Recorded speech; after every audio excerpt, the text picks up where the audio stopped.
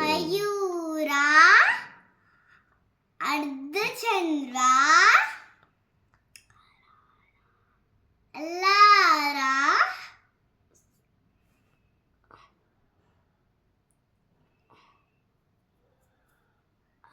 ಸಿಂಹಮುಖ, ಇಲ್ಲ ಸಿಂಹಮುಖ,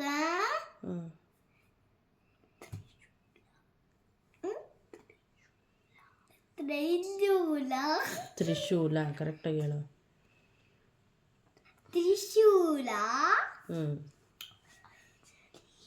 ಅರ್ಜಲಿ, ಅಂಜಲಿ,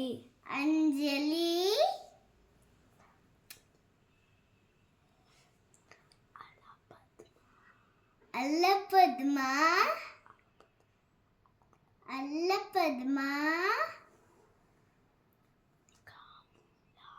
ಕಾಂಬೂಲ.